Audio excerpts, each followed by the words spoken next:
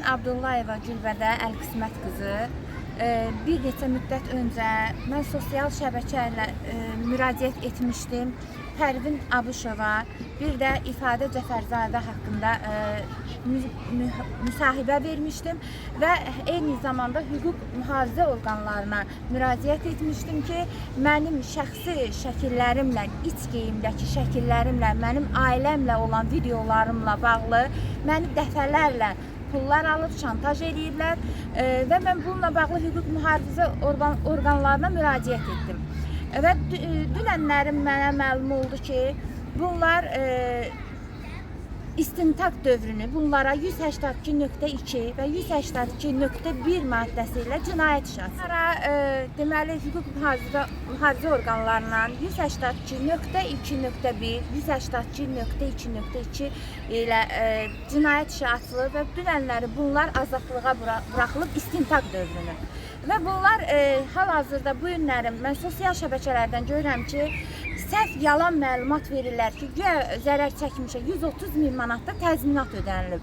Gülbədə xanım, siz 130.000 manat dəyərində hər hansı bir zərəriniz təmin olunubdurmu? Xeyr, mənə heç bir təzminat ödənilməyib. Ümumiyyətcə bu barədə söz ola bilməz. Çünki burada hansısa bir dələduzluq maddəsi deyil. Bu mənim şəxsi görüntülərimdir.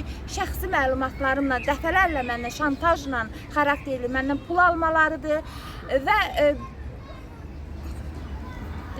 daha sonra nələr baş verdi? Nə deyirsən? Necə buraxılıblar onlar azadlığa? Bunlar dünənlərim istintaq dövrünü evdə, yəni çöldə çıxıblar.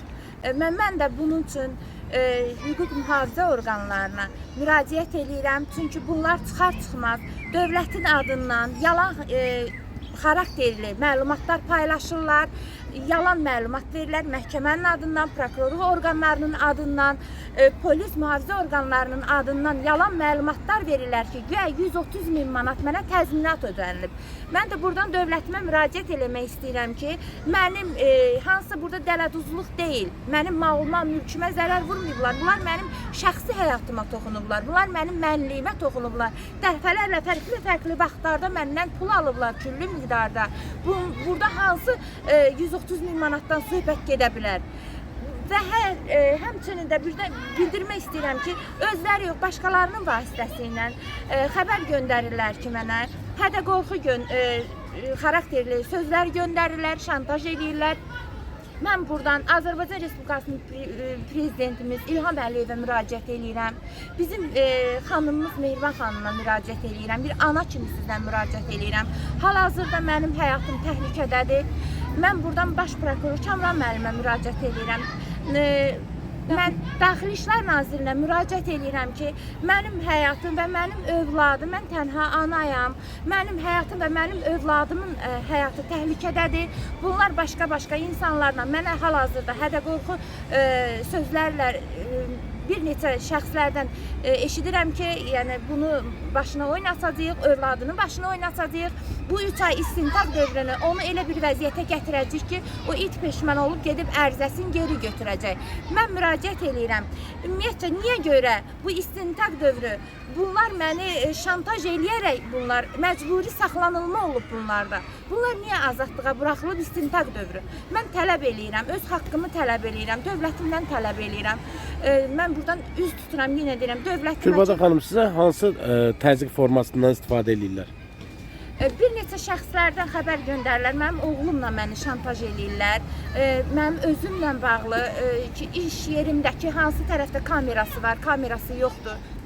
Belə bir sözlərlə məni şantaj edirlər və bu gün də fakt odur ki, mən çünki yalan danışmıram. Fakt bu sosial şəbəkələrdə bunlar yalan məlumat verir ki, güya mənə 130.000 manat pul ödəyiblər. Belə çıxır ki, onda mən bildirmək istəyirəm ki, mən onlarla bağlı hüquq mühafizə orqanlarına müraciət etdikdən sonra onlar mənim iş yerimə gələrək Gülbədə Abdullayevadır, Firuzədir və Fatimə Mahmudovadır.